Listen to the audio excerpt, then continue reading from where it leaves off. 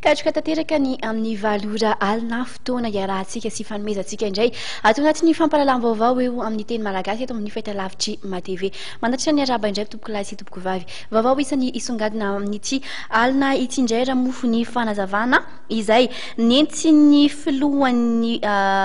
komisiona amin'ny sanany fifidianana eo anivon'ny distrika roa sy ny filohan'ny komisiona amin'ny sanany fifidianana eo amin'ny faritra Anosy mahakasika indrindra n'ilay fanambarana izay navoaka ny senita omaly momba indrindra amin'ny fanesorana anireo tompona andraikitra telo eo anivony ity ratsa mangaika ity ankoatran'izay kosa dia ho fantatra ao anatin'ny kongresy nasionaly izay ho tanterahan'izy ireo atsoatsy ny anarany ireo kandida hitondra ny lokon'ny TGV mbola tsy manana mahaleo tena tanteraka ny fitsarana ary ilaina ny ametrahana ny fanjakana tandalana io kosa no asongadina tao anatin'ny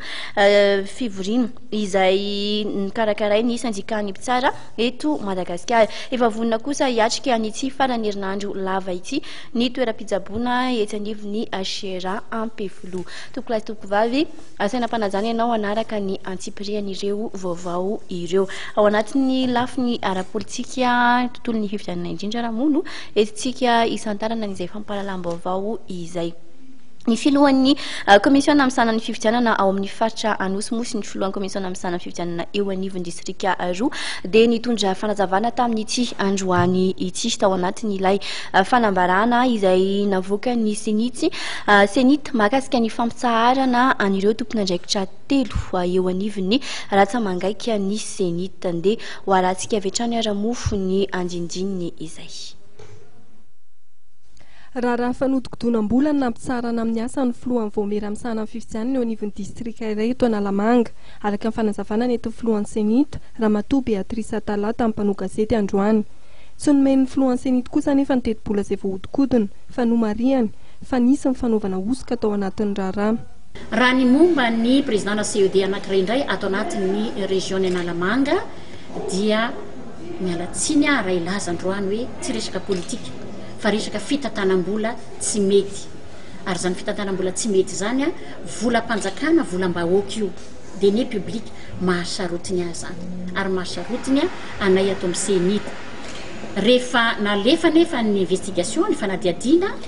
dia hita tokoa fa nisy ny faux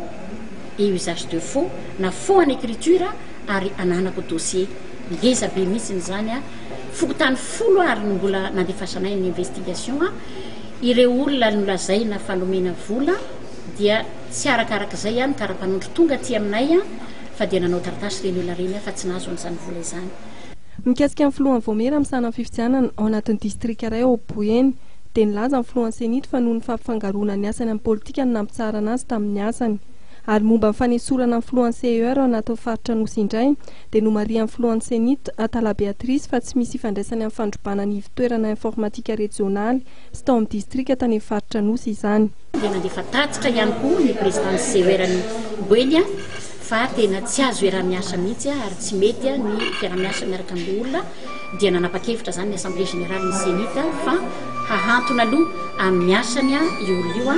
ary dia no notifieny izy ary dia manaza an'ilay droit ny fiarovatenany zany ny senita